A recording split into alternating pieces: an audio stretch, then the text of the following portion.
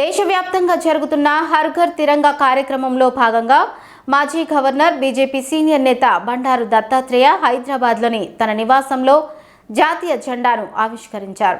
ఈ కార్యక్రమంలో బీజేపీ రాష్ట్ర కార్యదర్శి బండారు విజయలక్ష్మి కూడా పాల్గొన్నారు.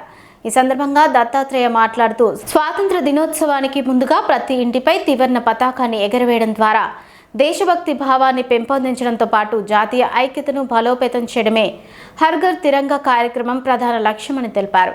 ఆజాదీ కా అమృత్ మహోత్సవ్లో భాగంగా నిర్వహిస్తున్న ఈ కార్యక్రమంలో ప్రజలు పెద్ద సంఖ్యలో పాల్గొని తమ ఇళ్లపై జాతీయ జెండాను ఎగురవేయాలని ఆయన పిలుపునిచ్చారు. ప్రతి సంవత్సరం స్వాతంత్ర దినోత్సవం సందర్భంగా తాను తిరంగా ర్యాలీలో పాల్గొంటూ ఈ కార్యక్రమాన్ని ప్రజల్లోకి తీసుకెళ్తానని పేర్కొన్నారు. జాతీయ పతాకం పట్ల గౌరవాన్ని మరింత పెంపొందించడంతో పాటు దేశభక్తి స్ఫూర్తిని బలోపేతం చేయడంలో హర్ ఘర్ తిరంగా కార్యక్రమం కీలక పాత్ర పోషిస్తుందని బండారు దత్తాత్రేయ అన్నారు. హర్ ఘర్ తిరంగా కార్యక్రమంలో భాగంగా ప్రధానమంత్రి గారి పిలుపు మేరకు ఈరోజు మా ఇంటి మీద కూడా త్రిజెండా పథకం మన నేషనల్ ఫ్లాగ్ ఎగరవేయడం జరిగింది. వారి పిలుపు మేరకు అందరూ కూడా వారి ఇంటి మీద నేషనల్ ఫ్లాగ్ హాయిస్ట్ చేయాల్సిందిగా మీ తరఫున మేమందరం కోరుకుంటున్నాం. జరిగింది. భారత ప్రధానమంత్రి నరేంద్ర మోడీ గారు యావత్ దేశానికి పిలిపించారు. హర్ ఘర్ తిరంగా, హర్ ఘర్ తిరంగా.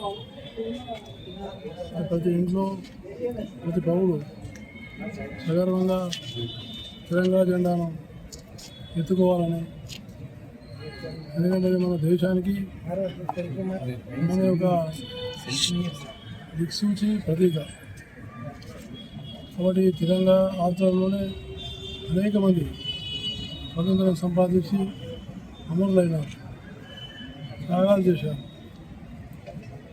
ఆనాడు బ్రిటిష్ వాళ్ళని భారతదేశాన్ని మహాత్మా గాంధీ, సర్దార్ వల్లభాయ్ పటేల్, పండిత్ జవహర్లాల్ నెహ్రూ, శ్యామప్రసాద్ ముఖర్జీ లాంటి అనేక మంది దేశభక్తులు ప్రాణాలు అర్పించారు.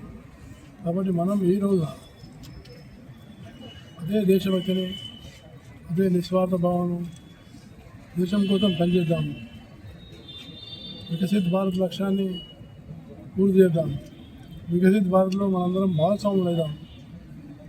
వికసిత్ భారత్లో భారతదేశం మళ్ళీ ఒకసారి ప్రపంచంలో గురుస్థానం సంపాదించాలనే దానికి మనందరం కూడా కృషి కావాలని, భాగస్వాములు కావాలని.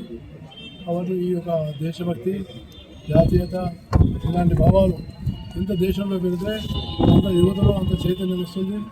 ఆ చైతన్య స్ఫూర్తితోనే అభివృద్ధి మనం చేయగలుగుతాం. అందుకనే మోడీ గారి ఇచ్చిన పిలుపును అందరూ పాటించాలని నేను మనసారా కోరుతాను.